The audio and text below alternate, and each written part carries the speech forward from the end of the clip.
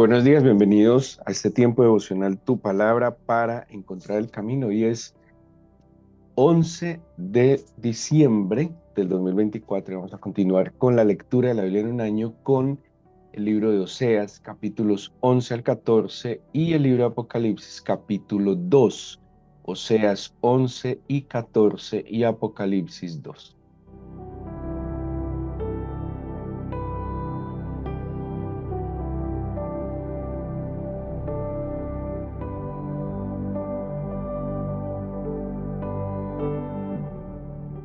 Bueno, empezamos a estudiar o a leer el libro de Apocalipsis, uno de los libros más que generan más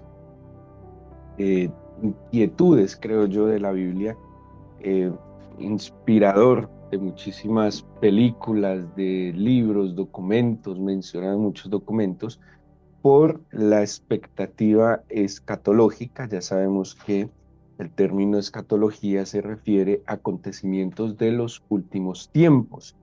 Es un libro entonces muy complejo por la forma en que está escrito. De hecho, la literatura apocalíptica tiene esa característica de ser un poco, digámoslo de alguna manera, fantasiosa en las figuras que utiliza. Así que se presta para muchas interpretaciones porque no maneja un lenguaje literal como otros textos de la Biblia. Pero en todas estas alegorías, metáforas, símiles que, que maneja este libro, seguramente pues, demanda mucho más atención, mucho más cuidado, algo de lo que estuvimos hablando ayer. Quisiera iniciar, hoy vamos a hablar del capítulo 2, pero quisiera iniciar en el versículo 19. Sabemos en el capítulo 1, cuando a Juan se le habla, se le manda o está diciendo el versículo 4 que él va a enviar un mensaje a las siete iglesias de Asia. Dice Apocalipsis 1:4, Juan, a las siete iglesias que están en Asia. O sea, este libro está dirigido a estas siete iglesias, ¿sí? Tiene como un público definido, ¿sí? Estas siete iglesias se han interpretado de muchas maneras. El libro Apocalipsis, de hecho, es el libro de los siete. Si usted lo ha leído, se dará cuenta que habla de siete iglesias, siete ángeles, siete estrellas, siete sellos, siete trompetas, siete copas de la ira. Bueno, el número siete está presente en todo el libro. El siete en la Biblia simboliza perfección. Entonces, seguramente el hecho de que se dirija a siete iglesias en Asia es que posiblemente está, eh, eh, de nuevo, representativamente o simbólicamente, representando toda la iglesia universal, ¿sí? Toda la iglesia cristiana, todo lo que sería la iglesia en ese momento y lo que sería la iglesia a través de los tiempos, ¿sí? Eso es una manera de entender, porque de hecho, en el momento en que se escribe Apocalipsis, no solo estaban estas siete iglesias en Asia, y Asia en aquella época no es la Asia que nosotros conocemos. La Asia de aquella época era lo que hoy se conoce como Turquía, ¿sí? Quedaba en la zona occidental de Turquía, que va a dar con el mar Egeo, ¿sí? Más o menos esa es la ubicación de la Asia de aquel entonces. Era una región de la actual Turquía. Ya luego se denominó Asia a todo un continente. Pero en ese momento era solo una región y no eran estas siete iglesias las únicas iglesias que había en Asia, ¿sí? Ya habían otras iglesias que se habían establecido al momento de la escritura del Apocalipsis. Pero de nuevo, estas siete, por el mismo número, representarían el conjunto de la iglesia cristiana. Ahora, hay dos maneras como se interpreta este mensaje, hablando específicamente de los capítulos 2 y 3, y es que efectivamente estas son situaciones que está viviendo cada una de estas iglesias en este momento, ¿sí? O sea, cada una de estas iglesias, bueno, y esa es la interpretación más sana, más clara, más literal, y es que cada una de estas iglesias tenía un entorno, de acuerdo a las ciudades donde están, tenían unas circunstancias, unas situaciones que las afectaban y por eso el mensaje les da unas advertencias, les da unos consejos, les da también, digámoslo así, una especie de corrección. Cada una de estas ciudades tenía una circunstancia pues que afectaba eh, del desarrollo digámoslo así, en el crecimiento de la fe. Entonces, esa es una interpretación, la más fundamental, la más clara. Y otra que se le ha dado al mensaje de las siete iglesias es que representa los tiempos de la iglesia, ¿sí? O sea, las diferentes etapas que ha vivido la iglesia hasta este momento. Obviamente, al principio que se escribe Apocalipsis era imposible poderlo identificar, pero hoy, más de 2000 años después de que se escribe, o 2000 años después de que se escribe el libro de Juan, mirando hacia atrás se pueden identificar algunos rasgos históricos que pueden estar identificados en cada una de estas iglesias como etapas. Entonces, la segunda manera de entender o interpretar el mensaje de estos dos capítulos, 2 y 3 de Apocalipsis, el mensaje a las siete iglesias de Asia, son tiempos o etapas que ha vivido la iglesia cristiana a través de los años, ¿sí? Pero tratemos de mirarla lo más literal posible. Eh, bueno, les decía el versículo 19, muy importante el versículo 19 del capítulo 1, porque dice, escribe las cosas que has visto, las cosas que son y las que han de ser después de estas. Entonces, Juan recibe un mensaje y le dice, lo que usted va a escribir tiene que ver con tres cosas. ¿Sí? Primero, las que has visto. Segundo, las cosas que son y luego las que serán después de esto. Eh, Claramente uno puede identificar entre las cosas que ha visto está la visión gloriosa que tiene Juan, ¿sí? ¿Se acuerdan que vio al Hijo glorioso? Lo describe. Luego dice las cosas que son, por eso la interpretación más, digámoslo, más clara, más sencilla, más acertada, sin necesidad de enredarse en otros asuntos, es que estos dos capítulos de el mensaje de las siete iglesias muestra lo que están viviendo las iglesias, ¿sí? Las situaciones que están viviendo las iglesias, las situaciones que podrán vivir las iglesias y a partir del capítulo 4 de hecho, se le dice a Juan que escriba lo que vendrá después, ¿sí? ¿Y qué es lo que vendrá después? Lo que vendrá para los tiempos postreros. Entonces, donde empieza el proceso de los sellos, las trompetas y las manifestaciones que serán previas a la segunda venida del Señor. Todo apunta, hay una expresión que se utiliza en el Nuevo Testamento y en la teología cristiana que es parusía, y parusía quiere decir o hace referencia a la segunda venida del Señor, ¿sí? Y es la expectativa que debe tener la iglesia. O sea, la gran expectativa, escúchenme muy bien, que debería tener todo cristiano es la segunda venida del Señor. Más que se arregle el problema, que pague la deuda, que no tenga problemas con los hijos. Claro, todos anhelamos una vida tranquila, una vida en armonía, pero como creyentes cristocéntricos, y Jesucristo es el centro de nuestras vidas, y nosotros nos movemos y entendemos que lo que somos, nos hacemos, lo que tenemos proviene de Él, que por Él somos, nos movemos y existimos, pues la gran expectativa de todo creyente debe ser la segunda venida del Señor. Que vuelva por su iglesia, que vuelva para poner todas las cosas ya definitivamente en su lugar. Ya obró en su misericordia por su espíritu todo este tiempo y ahora que obre con su justicia y con su juicio definitivo, dándole recompensa al bueno y al malo, ¿sí? En la justicia divina. Así que empieza el mensaje. Ahí tenemos en el capítulo 2 la iglesia de Éfeso, la iglesia de Esmirna, la iglesia de Pérgamo y la iglesia de Tiatira. De nuevo, estas cuatro iglesias están ubicados en lo que en la época se llamaba Asia. ¿Sí? De nuevo, en la época, en esta época, esa zona es la zona occidental de la actual Turquía. ¿sí? Es además una zona extraordinaria, se visita, hay tours que se denominan así las 7 iglesias de Asia. Así que empieza con la iglesia de Éfeso. Ahora, si tuviéramos un mapa, les podría mostrar que este orden en que están escritos estos mensajes tiene que ver con la cercanía de una ciudad a otra.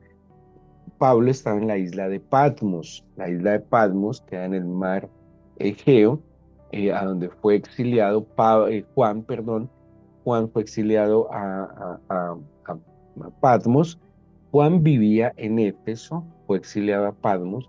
Así que la primera carta va dirigida a Éfeso. Éfeso era la primera ciudad que se encontraba desde Patmos. Y siguiendo la costa, bordeando la costa, la siguiente ciudad sería Esmirna, luego Pérgamo, luego Tiatira y ya entraría, bueno, Tiatira ya queda más hacia el continente, entraría a la parte interna de la región llevando las demás cartas. Entonces, una razón o más bien la razón más lógica para entender el orden en que está escrito este mensaje tiene que ver con la ubicación de las iglesias, ¿sí? Desde la más cercana que tenía Juan, para enviar a su mensajero, hasta la que quedaba más retirada. Éfeso, de nuevo, Éfeso es la ciudad donde Juan vivió, donde la tradición nos enseña también que vivió con la Virgen María, ¿sí? De hecho, en la ciudad de Éfeso hay un santuario declarado por el mismo Vaticano como la casa de la Virgen María, donde Juan vivió con ella hasta que cada uno fue a la presencia del Señor, ¿sí? Juan, pues se conoce por la tradición, fue el apóstolo de los apóstoles que más vivió, de acuerdo seguramente también a lo que el Señor le había advertido en el Evangelio. Por eso, de verdad, el último escrito, el libro escrito del Nuevo Testamento, aprobado pues en el canon del Nuevo Testamento, es el libro de Apocalipsis. Así que escribe a Éfeso. Éfeso era una ciudad portuaria muy importante, una ciudad, digámoslo así, comercial. Éfeso estaba al final de una ruta comercial muy importante que era la ruta de la seda, que conectaba el oriente con el occidente y era parte de esta ruta, o era un puerto muy importante. Se imaginarán que un puerto generalmente tiene una vida muy dinámica, pero también tiene una vida respecto a la fe y a la santidad con muchos peligros porque hay dinero, hay personas que van y que vienen, ¿sí? Muchas personas de manera itinerante.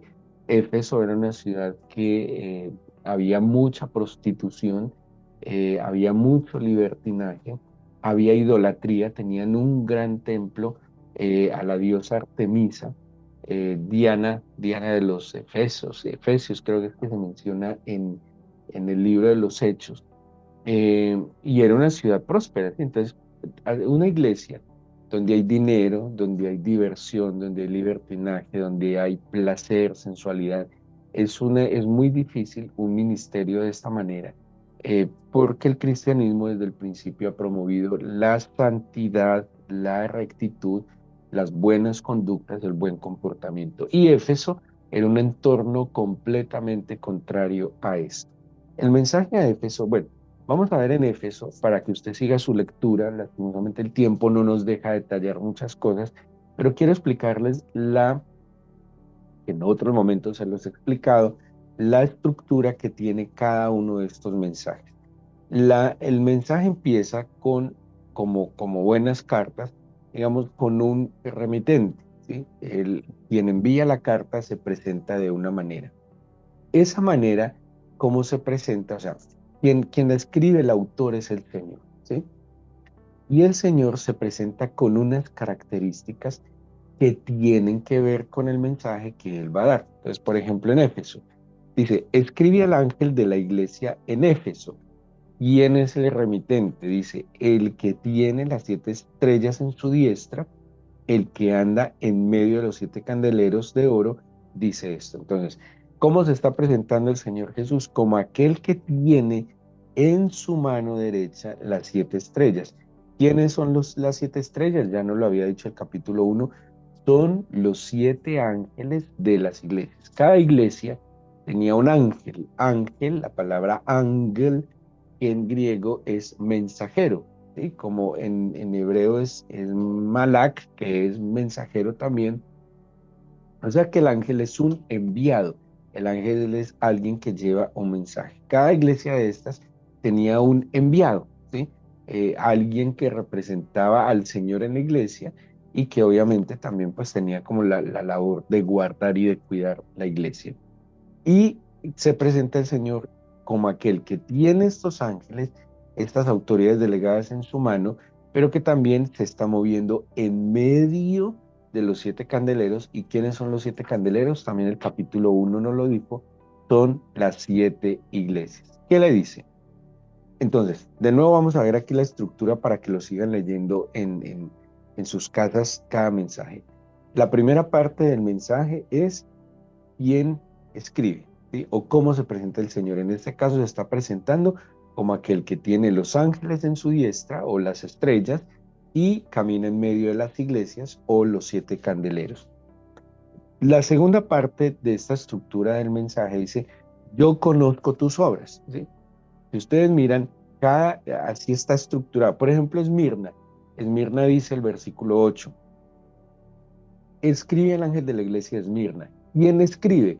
El primero y el postrero, el que estuvo muerto y vivo y vivió, dice esto. Y en el 9 le dice, yo conozco tus obras. Y entonces, en la estructura es un saludo.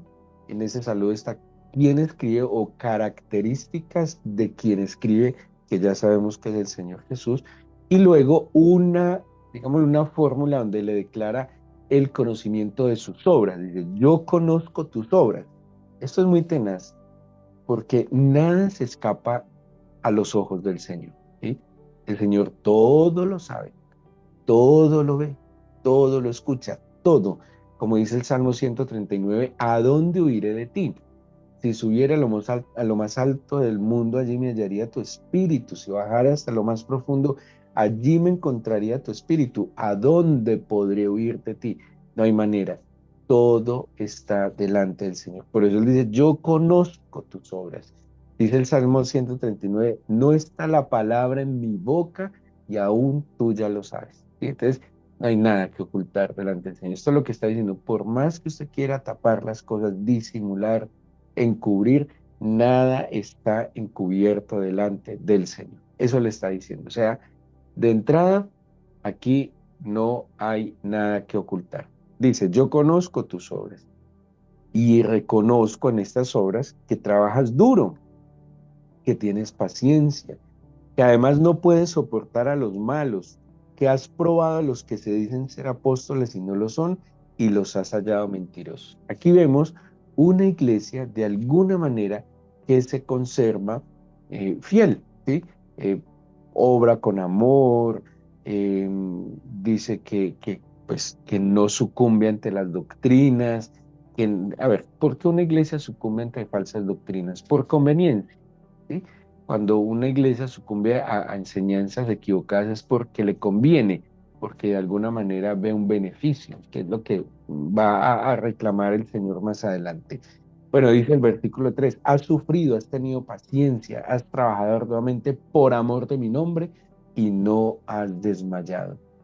Hasta aquí vemos una iglesia que trabaja firmemente, que hace las cosas, que madruga, trasnocha, se esfuerza, busca que todo lo que hace, busca hacerlo de tal manera que agrade al Señor. Pero el versículo 4 dice, pero tengo contra ti, esa es otra parte, la fórmula de cada mensaje de las iglesias. O sea, de nuevo, se presenta el Señor, luego conozco tus obras y luego le va a decir, pero tengo contra ti. O sea, va a ser un reclamo. En este mensaje, el Señor sabe que lo que está orando es bueno, pero tiene algo contra él y dice, has dejado tu primer amor. Esto es muy tenaz, porque mira que está diciendo que obra con amor, que no tolera malas doctrinas, que se mantiene fiel, pero ha dejado su primer amor. O sea que de alguna manera se volvió un cristiano, podríamos decirlo, de costumbre, de hábito, de estilo de vida, que yo cuestiono hoy mucho ese tema de decir que el cristianismo es un estilo de vida, porque me parece incluso que ese reclamo que le está haciendo el Señor aquí a la iglesia tiene que ver con estilo de vida. Cuando algo se vuelve estilo de vida, se vuelve casi automático, ¿sí? Se vuelve casi, no sé, rutinario, puede ser, y es lo que le está reclamando, es que tú hiciste, por ejemplo, el matrimonio se puede volver un estilo de vida para los casados. Entonces ya se sabe que el matrimonio tiene, no sé, unos parámetros, unas cosas que se cumplen, unas responsabilidades, unos deberes, unos derechos, y se puede volver un estilo de vida el matrimonio. Y no son infieles, se quieren, ¿sí? Hacen las cosas por amor, responden por amor, pero el Señor dice, pero has dejado tu primer amor. O sea, la esencia de esta relación es un amor puro, genuino, entregado, espontáneo, libre, dedicado. Es la expresión que escuchamos durante mucho tiempo, es amar la obra del Señor, ¿sí? Encargarse la obra del Señor, pero dejar al Señor de la obra. Es como quien se encarga de las responsabilidades del matrimonio, pero no disfruta del esposo o la esposa, que es la esencia del matrimonio. O sea, la esencia del matrimonio no son las responsabilidades y los deberes, la esencia del matrimonio es disfrutar y compartir con el otro. Algo así como alguna vez mencionamos, soy capaz de darte un riñón si lo necesitas, de darte un ojo si lo necesitas, de donarte un pulmón si lo necesitas, pero ya no soy capaz de darte un beso con cariño, con romanticismo. Algo así está reclamando el Señor a la iglesia de Éfeso. Yo reconozco que madrugas, que te esfuerzas, que cumples cabalmente las palabras, pero no disfrutas de mi presencia, no me adoras, no estás en intimidad conmigo. Eres un cristiano de estilo de vida, pero no eres un cristiano de amar profundamente. Hay una definición que escuché y me perdonan olvidar cuál fue su autor porque lo leí, donde dice que adorar es amar profundamente. Me parece una expresión muy, muy bonita, donde la adoración entonces es la expresión de un amor profundo. Eso le está reclamando el Señor a la iglesia de Éfeso. Lo haces todo por mí, pero te cuesta estar conmigo. Lo haces todo por mí, pero de alguna manera ya no hay deleite, ya no lo disfrutas. Eso pasa, ¿sí? Cuando las cosas se vuelven estilo de vida, simplemente se volvieron modos de vivir, pero se perdió la esencia, el por qué lo hacemos. Es como amar, pero dejar de estar enamorados, tratando de utilizar alguna manera de definirlo. Dice luego, recuerda por tanto de dónde has caído y arrepiéntete y haz las primeras obras, ¿sí? Esto hace parte de la fórmula del mensaje a las 7 iglesias, entonces les hace, les hace un reclamo, pero luego les hace una recomendación o un consejo para que enderece, ¿sí? Y dice, pues si no vendré pronto a ti y quitaré tu candelero de tu lugar y si no te hubieres arrepentido, si no te hubieres arrepentido. 6, pero tienes esto, o sea, aquí le está reconociendo de nuevo otras obras, que tienes, perdón, pero que tienes esto, que aborreces las obras de los Nicolaitas, las cuales yo también aborrezco. Bueno, aquí rápidamente, porque lo van a ver en la iglesia Pérgamo, aparecen los Nicolaitas. Los Nicolaitas, pues, están mencionados acá. Hay diferentes como ideas sobre los Nicolaitas, pero en las dos posturas que hay, algunos lo identifican con un hereje, Nicolás, que fue discípulo, que empieza a enseñar algo sobre una jerarquía laica en la iglesia. Esa es una idea, está mencionada en los padres de la iglesia, mencionan y cuestionan esto. Fue muy fuerte en Éfeso y en Pérgamo, que lo van a ver, y la otra es de una expresión hebrea que tiene que ver con la alimentación. Y parece que esta doctrina llevaba a la alimentación. Bueno, hay un tema de idolatría en aquel entonces, a los ídolos, y pues como que esta doctrina permitía la idolatría, ¿sí? cualquiera de las dos era un error en la iglesia y el Señor está reconociendo que la iglesia de Éfeso no sucumbió ante esta falsa doctrina.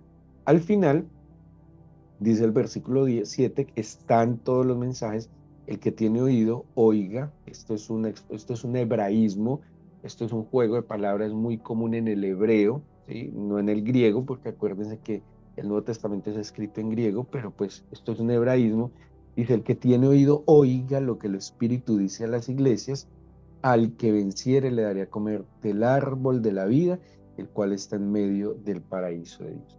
¿Cómo termina y cuál es la fórmula o la estructura más bien de cada uno de estos mensajes? Termina entonces con una promesa de que el que oye, y se acuerdan que había eh, en, en el capítulo 1 ayer leímos que bienaventurado el que lee y los que oyen las palabras de esta profecía y guardan las cosas que en ella están escritas.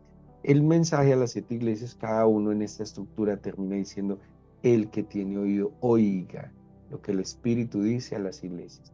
O sea que este mensaje, seguro, con toda certeza, aunque fue escrito en un momento histórico, es un mensaje que tiene que ver con nosotros. Y para terminar, solo analice.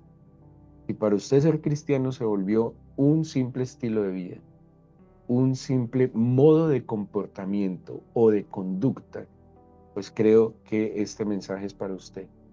Vuelva a su primer amor, vuelva a la inocencia en el Señor, vuelva a, deje de calcular. Seguro que cuando usted se enamoró del Señor, no calculaba tanto el tiempo, no calculaba ni la distancia, no calculaba ni sus talentos, no calculaba ni su esfuerzo, no calculaba ni sus recursos. El que ama libremente no está calculando todo, ¿sí? Es como el matrimonio que se vuelve, para muchos, el amor matrimonial se vuelve calculador y medido, ¿no? En el primer amor no hay cálculo ni medida, simplemente se disfruta y se deleita. Si este es su caso, pues este mensaje tiene incidencia para nosotros hoy. Sígalo leyendo.